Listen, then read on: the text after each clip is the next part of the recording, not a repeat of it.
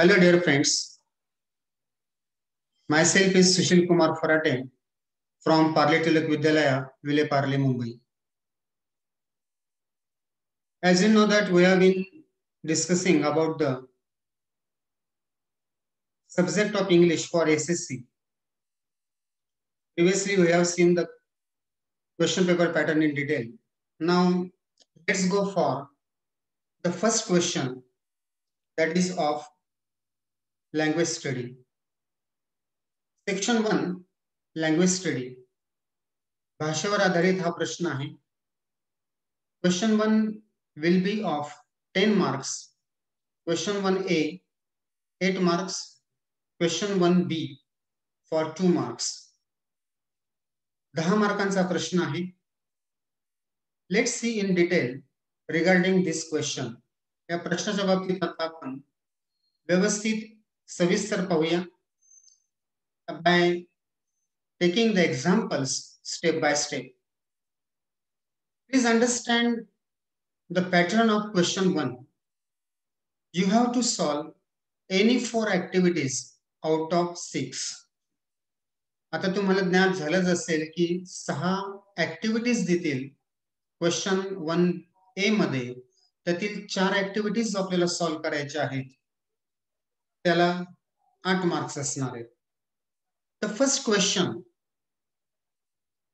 is complete the following words by using correct letters. मुद्दामून मराठीत सांगतोय.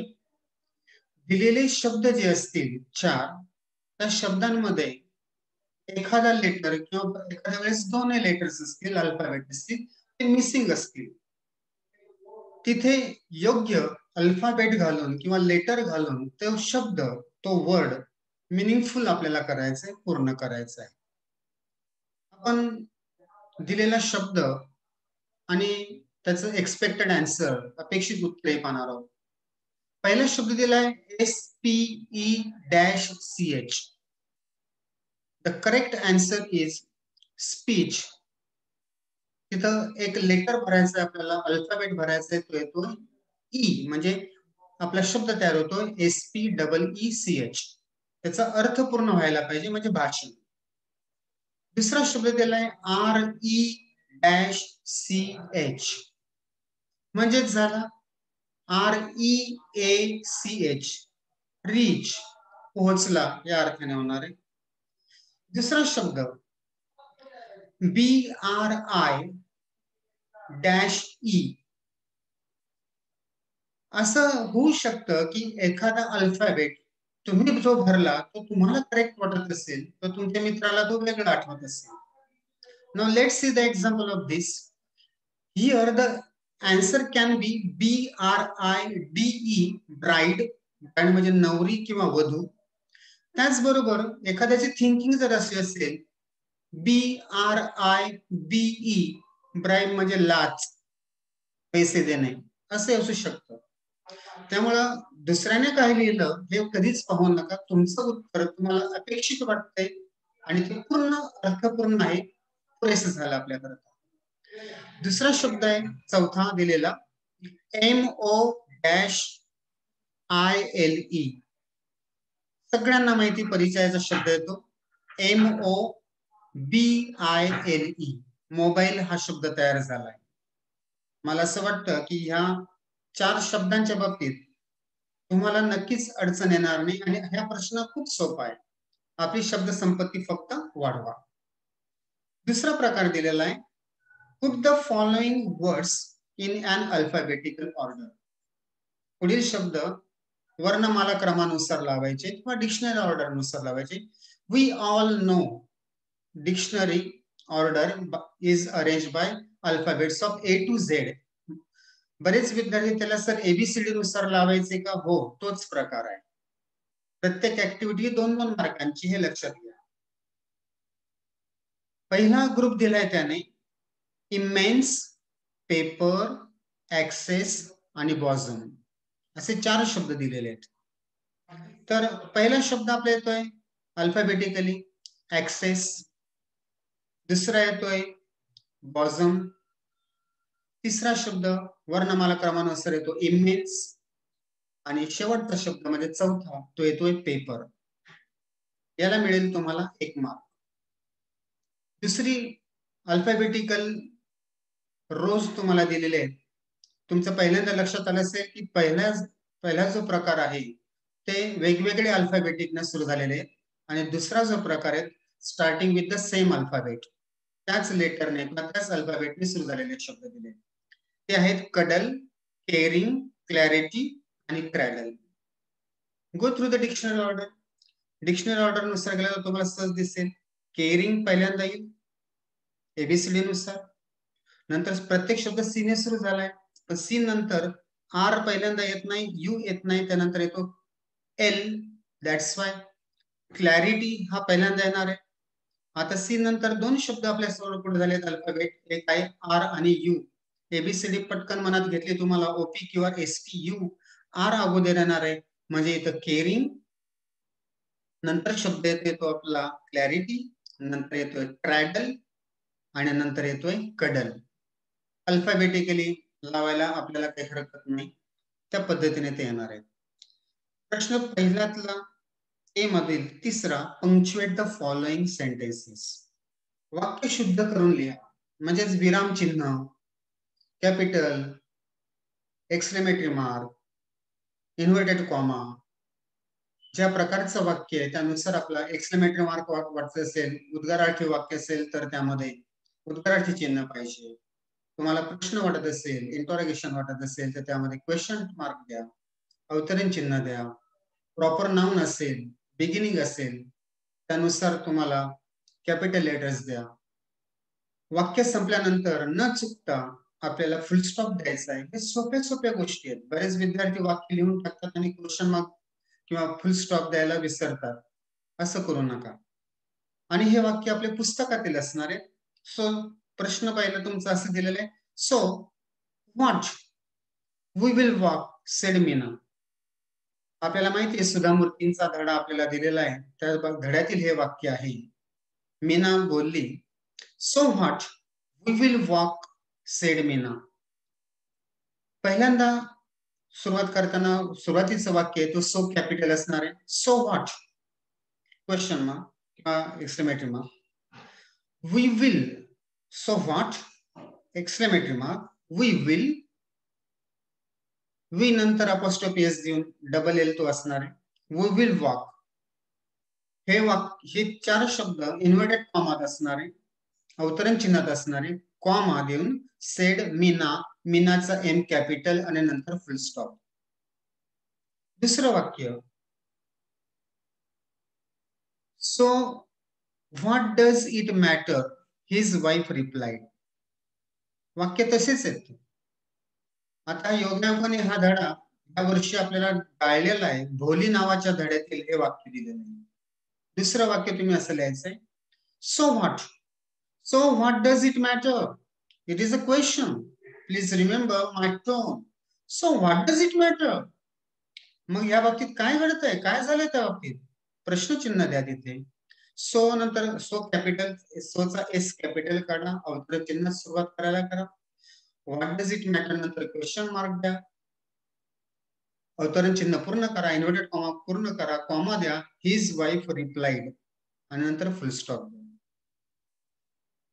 ह्या प्रश्नांकरता कॉमन सेन्स वापरला तरी चालणार आहे किंवा पुस्तकातील वाचन जर आपण नीट केलं तरी पुस्तकातीलच शब्द ते असणार.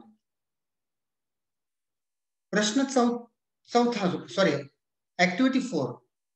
Make 4 words minimum 3 letters each using the letters in the word. Announcement.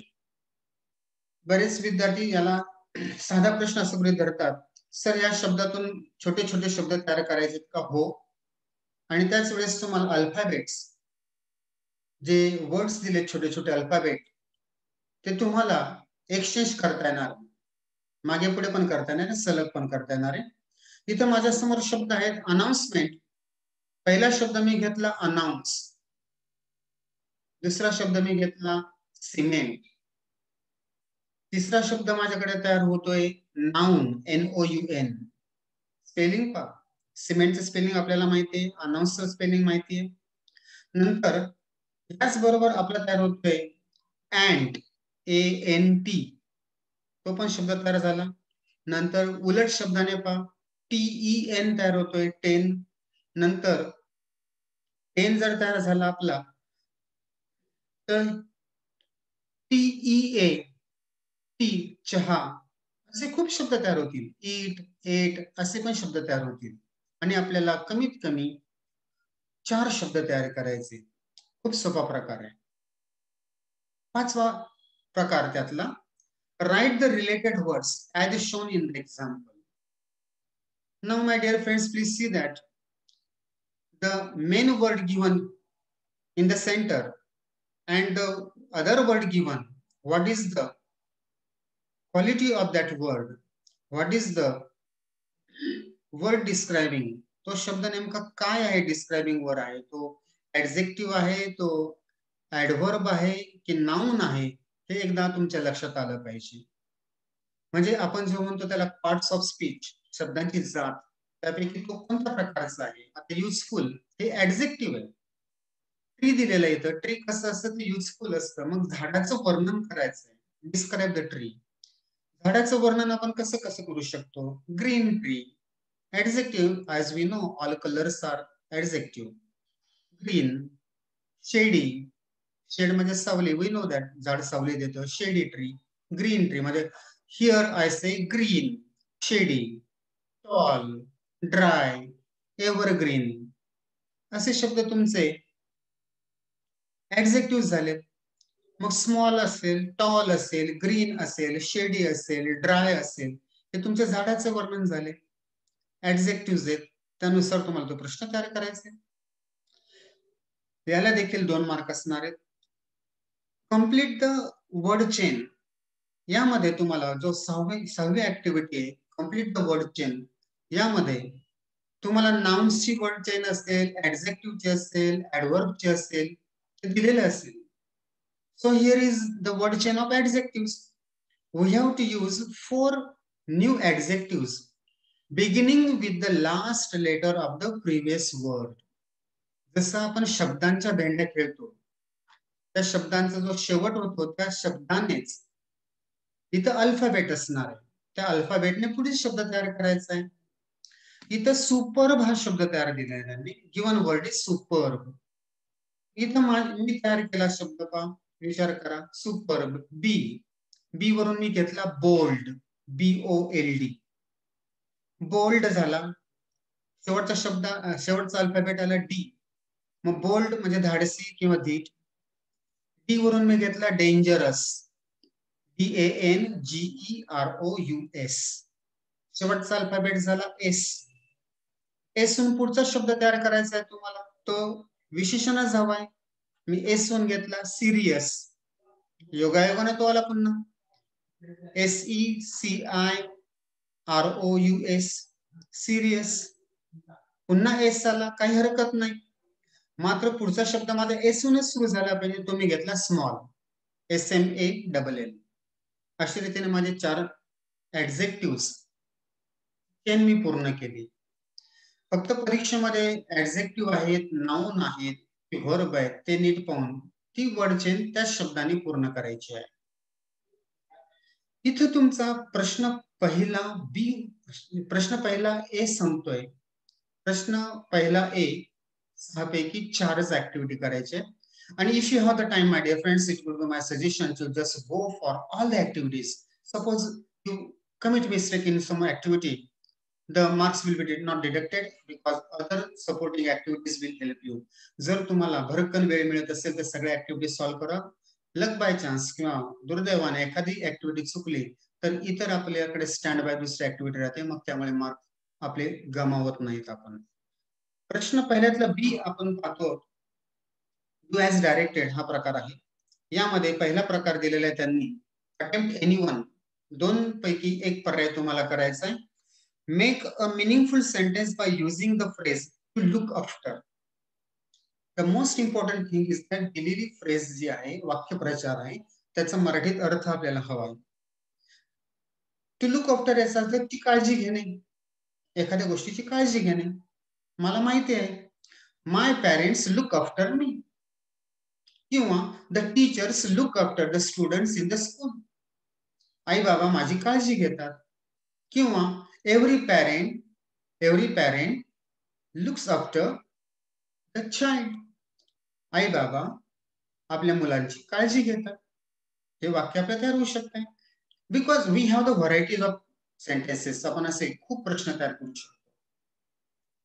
दुसरा और त्याला दिलाय add a clause to expand the following sentence meaningfully. इथे तुम्हाला क्लॉज द्यायचा आहे. दिलेले जे क्लॉज आहे त्याला एक्सपांड करायचं आहे आणि त्याला मिनिंगफुली पूर्ण करायचं आहे. एखादा क्लॉज दिला असेल तो तुम्हाला पूर्ण करायचा आहे. फॉर एक्झाम्पल आता इथं थोडासा प्रॉब्लेम येतोय. मी इथं सांगतो इफ यू वर्क हार्ड असं वाक्य दिलं समजा. If you work hard dot dot dot. We all know आपल्याला रुडयार्ड किपलिंग यांची कविता इफ होतीच. उत्तर आपण देऊ शकतो if you work hard clause पूर्ण करा. You will get the reward. You will pass the exam किंवा you will get good marks. असे काही प्रश्न तयार होणार आहे. म्हणजे इफ यू असं जर वाक्य दिलं असेल तर ज्या पद्धतीने तुम्हाला क्लॉज दिला असेल त्यानुसार पूर्ण करा. थोडासा पुढच्या प्रश्नाकडे आपण पाहूया. त्याच्यातला बी प्रकार तुम्हाला बी मध्ये दुसरा add a prefix or suffix to make a new word. New words तुम्हाला तयार करायचे. त्याला प्रिफिक्स वापरा किंवा सफिक्स वापरा. म्हणजे दिलेल्या मूळ शब्दाच्या अगोदर जर तुम्ही काही वापरत असाल प्रत्यय तर तो प्रिफिक्स होतो आणि शब्दाच्या नंतर असेल तर तो सफिक्स होतो. उदाहरणार्थ रिलेटेडचं मी सफिक्स केलं रिलेशन. ऍग्रीचं मी ऍग्रीमेंटही करू शकतो सफिक्स लावून किंवा डिसऍग्री हे मी प्रिफिक्स करू शकतो. समजा रिलेशन ऍग्री, ऍग्रीचं होतं डिसऍग्री किंवा ऍग्रीमेंट. असे तुम्हाला प्रिफिक्स किंवा सफिक्स वापरायचे आणि you are free to use any. दोघांपैकी काही वापरू शकतात. 1 मार्क त्याला आहे. आणि हाही प्रकार कठीण वाटत असेल तर दुसरा प्रकार आहे आपल्याला मेक और प्रकार दिलाय बा ऑप्शन आहे त्याला make a meaningful sentence using any one of the following words. तेच शब्द दिलेत रिलेट आणि ऍग्री यांच्यापैकी एक शब्द वापरून तुम्हाला वाक्य तयार करायचं आहे. ऍग्री करा किंवा रिलेट शब्द वापरा आणि स्वतःच्या वाक्यात वापर करून दाखवा. मी ऍग्री शब्द वापरून दाखवतो. उदाहरणार्थ I agree that students must study hard.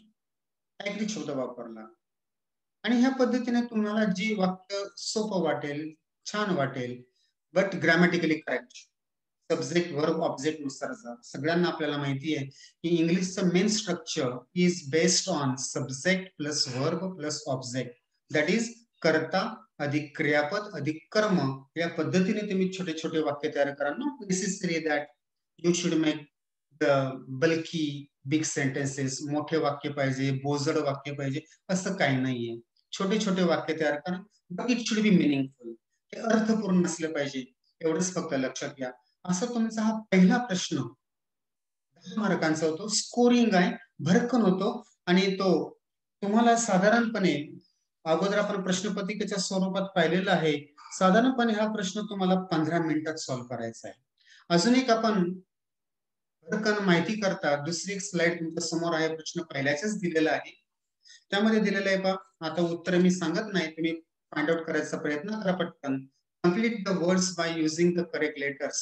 इथं तुम्हाला स्पष्ट दिसतंय L-TLE, THI-K, SH-PE, YOU-G.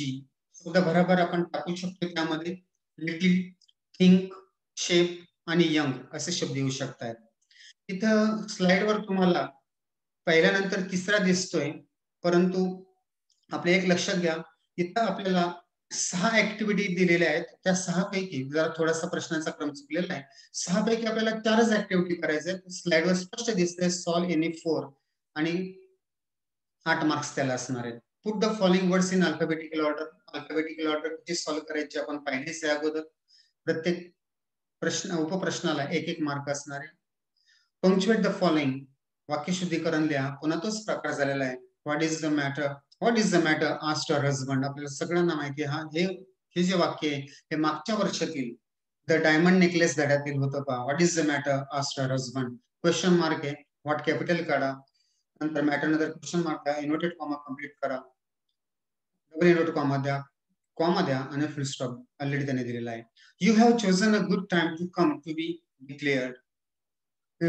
To come he declared. अवतरण चिन्हात घ्या, ही डिक्लेअर्ड आहे. टू कम पर्यंत डबल अवतरण चिन्हात घ्या, दुहेरी अवतरण चिन्ह घ्या, कॉमा द्या आणि you have chosen Y capital काढा. यू हॅव चोजन, हॅव नंतर पहा यू हॅव, यू नंतर अपॉस्ट्रोफी चिन्ह द्या म्हणजे तो हॅव तयार होईल. अ गुड टाइम अवतरण चिन्ह द्या, कॉमा द्या आणि फुल स्टॉप त्याने ऑलरेडी दिलेला आहे. थोडासा आपल्याला कठीण वाटणारा प्रश्न आहे माझ्या बाळांनो, माझ्या विद्यार्थ्यांना. Make 4 words. पुन्हा तसाच शब्द आला आहे, आता मेकॅनिकल शब्द आलेला आहे. मेकॅनिकल शब्दामध्ये तुम्हाला अल्फाबेट चेंज करून किंवा ऑर्डर चेंज करू शकतात तुम्ही किंवा कशी ठेवू शकतात. त्यातून तुम्हाला कमीत कमी 3 लेटर्स असलेला मिनिंगफुल असे 4 शब्द तयार करायचे. इथं माझ्याकडे 4 शब्द तयार झालेले आहेत. मी वेळ न दवडता तो सांगतो तुम्हाला. एक झाला हिल, उदाहरणार्थ HEAL.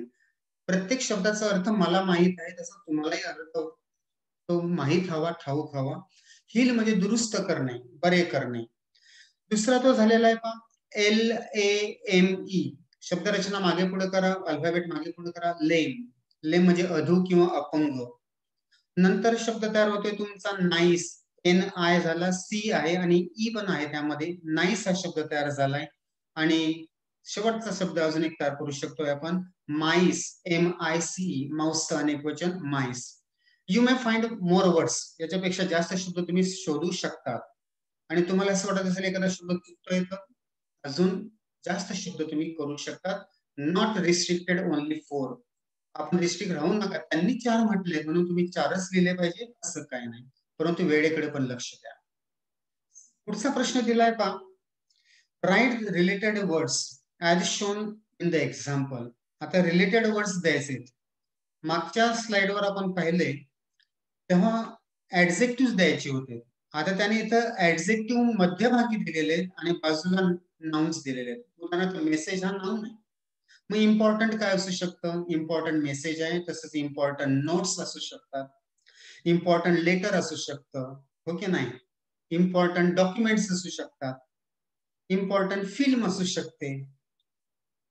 ह्या पद्धतीने इम्पॉर्टंट काय तर त्या पद्धतीने लिहा. इम्पॉर्टंट रिलेशन असू शकतं. इम्पॉर्टंट हे ऍडजेक्टिव्ह गृहीत धरून ते कोणत्या कोणत्या नाउनला देऊ शकतो आपण त्या पद्धतीने ते पूर्ण करायचे. पुढची ऍक्टिव्हिटी दिली आहे पहा, complete the word chain of adjective. योगायोगाने पुन्हा ऍडजेक्टिव्ह आलेले इथं. Add 4 words each beginning with the last letter of the previous word. उदाहरणार्थ इथे त्याने दिले शब्द हॅपी. हॅपी शब्दाच्या ऍडजेक्टिव्हला पहिला शब्द वाय. वायने माझ्याकडे ऍडजेक्टिव्ह पहिले तयार झालेले विशेषण आहे यंग, YOUNG. वरून शब्द तयार झाला. पुढचा माझा गुड, यंग गुड. डी आला, GOOD. गुडून पुढचा शब्द मी घेतला डिअर, DEAR, प्रिय, आवडीचा. आणि आर शब्द 2 शब्द तयार झालेत. रियल घ्या, REAL, किंवा रुरल घ्या, RURAL. रुरल म्हणजे ग्रामीण. तुमचे ऍडजेक्टिव्ह तयार होतात. याकरता तुम्हाला थोडस पार्ट्स ऑफ स्पीच हा जो प्रकार आहे तो जर माहित असेल थोडासा आता अधिक मदत होईल. इथे बी दिलाय पहा, make meaningful sentence by using the phrase famous for. त्याकरता प्रसिद्ध असणे. काही घ्या, Mumbai is famous for its speed. Famous for म्हणजे त्याकरता प्रसिद्ध असणे. काही गोष्टी घ्या, Mumbai is also famous for its busy life. काय कशा पद्धतीने घ्या, तुम्हाला जे आवडेल. मुंबईच घेतलं पाहिजे असं काय नाही. मी मुंबई लक बाय चान्स माझ्याकडून म्हटलं गेलं. Another thing, let's take the example of Agra. Agra is famous for the beautiful Taj Mahal. कोणत्याही पद्धतीचं तुम्ही शहराचं घ्या, शाळेचं घ्या.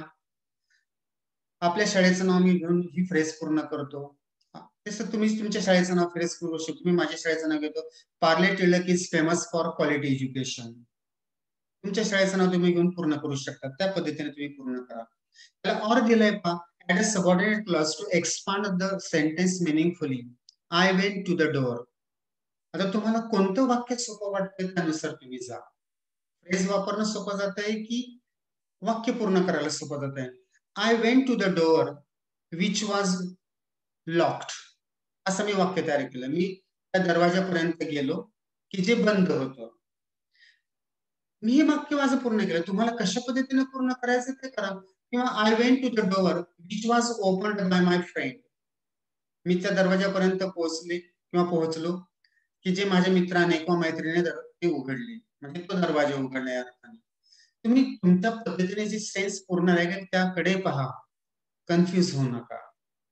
याला दुसरा प्रकार आहे तुमचा प्रश्न पहिल्यातला बी मध्ये पहिला प्रकार आपण पाहिला फ्रेज वापरा किंवा क्लॉज करा. त्यातला दुसरा प्रश्न तुम्हाला प्रिफिक्स वापरा किंवा सफिक्स वापरा किंवा त्या दिलेल्या शब्दापैकी तुम्हाला एक शब्द वापरून वाक्य पूर्ण करायचंय. इथे दिलं इम्पॉर्टंट आणि एम्प्टी. तुम्हाला प्रिफिक्स किंवा सफिक्स काय वापरता येते तेव्हा इम्पॉर्टंटचं मी अनइम्पॉर्टंट करू शकतो किंवा इम्पॉर्टंटचं मी इम्पॉर्टन्स करू शकतो. एम्प्टीचं मी एम्प्टीनेस करू शकतो. प्रिफिक्स किंवा सफिक्स काय असेल त्याचं बेसिक नियम एकदा पहा. ते शब्द पहा त्यानुसार तुम्हाला वापरता येणार आहे. मग इम्पॉर्टंट हेही तुम्हाला कठीण वाटत असेल तर तो शब्द आपल्या वाक्यात वापरून पहा. इम्पॉर्टंट शब्द नेहमीची गोष्ट आहे. For example English is an important language. त्या पद्धतीने मी पूर्ण करा. Study is important in our life. Important नेहमीचे आपले वाक्य शब्द वापरून आपण वाक्य तयार करू शकतो. पुन्हा अजून एक ऍडिशन म्हणून इथं 2-3 वाक्य दिले, 2-3 प्रकार घेतलेले आहेत मुद्दामून. Make meaningful sentence by using the phrase take care of. मी आता वाक्य करून दाखवत नाही. टेक केअर ऑफ म्हणजे ची काळजी घेणे. ऍड क्लॉज सबऑर्डिनेट क्लॉज करून दाखवले आपल्याला करायचं आहे. I do not remember what. आता पुढे जर जायचं मग आपल्याला मला आठवत नाही. व्हॉट काय आठवत नाही ते पूर्ण करायचं. What did you give me किंवा तत्सम वाक्य पूर्ण करा. प्रिफिक्स किंवा सफिक्स दिलेले त्यांना पुन्हा वापरायचे तुम्हाला पुढच्या वाक्य शब्द प्रकारामध्ये. पॉसिबल आणि ऍग्री. पॉसिबलचं होतं इम्पॉसिबल. इम्पॉसिबल केल्यामुळे तुम्ही प्रिफिक्स वापरलाय. ऍग्री ऍग्रीचा ऍग्रीमेंट करू शकतो आपण. ऍग्रीमेंट शब्द वापरला तर तो तुमचा सफिक्स झाला. डिसऍग्री शब्द केला तर तुम्ही त्याचा प्रिफिक्स शब्द वापरला किंवा दिलेल्या शब्दाचा वापर तुम्ही पुन्हा करायचा आहे. आपल्या वाक्यात करायचा आहे. अशा रीतीने हे शब्द तुमचे बी प्रश्न तुम्हाला मी मुद्दामून स्लाइडवर जरा जास्त दाखवलेले आहेत. Make meaningful sentence by using the phrase to wait for. ची वाट पाहणे. त्याला और प्रकार दिलेला आहे. अजून सबऑर्डिनेट क्लॉज वापरा. I bought a dress. विद्यार्थिनी किंवा विद्यार्थी नेहमी म्हणतात I bought a dress which is very beautiful, which is very dear, which I like very much. कशा पद्धतीने पूर्ण करा. आणि बऱ्याचदा आपल्याला क्लॉज वापरता येत नाही. थोडंसं शिकून घ्या. थोडंसं स्टडी पूर्ण करा.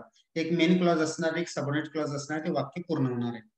प्रिफिक्स आणि सफिक्स पुढच्या प्रश्न ऍक्टिव्हिटीत दिलंय पहा. एंटरटेन सगळ्यांना माहिती आहे एंटरटेनचं होतं एंटरटेनमेंट. ऍग्री तो अगोदरचा शब्द आलेला आहे त्यामुळे पुन्हा सांगायची गरज नाहीये. किंवा एंटरटेन शब्द वापरून किंवा ऍग्री शब्द वापरून आपल्याला एक वाक्य स्वतःच्या पूर्ण करायचं आहे. अर्थ पूर्ण असलं पाहिजे याकडे लक्ष द्या. अशा रीतीने हा तुमचा पहिला प्रश्न 10 मार्कांचा कव्हर होतोय बाळांनो. मी पुन्हा एकदा तुम्हाला सांगतो की याकरता 15 मिनिटांचा कालावधी खूप पुरेसा आहे. आणि सुटसुटीत लिहा. प्रत्येक ऍक्टिव्हिटी लिहून झाल्यानंतर एक ओळ सोडा रिकामी. उगीच काहीतरी एकत्र करत नका बसू. सुटसुटीत लिहा. Let the examiner notice that what you want to say and what you want to write. एक्झामिनरला परीक्षकाला समजू द्या की तुम्हाला नेमकं काय लिहायचं आहे. व्यवस्थित सुटसुटीत लिहिला तर पहिल्या प्रश्नामध्ये तुम्ही हमखास स्कोरिंग करू शकतात. भरपूर मार्क्स मी कमीत कमी वेळेमध्ये मिळवू शकतात याची मला खात्री आहे. Thank you my dear friends. We will meet again in next video.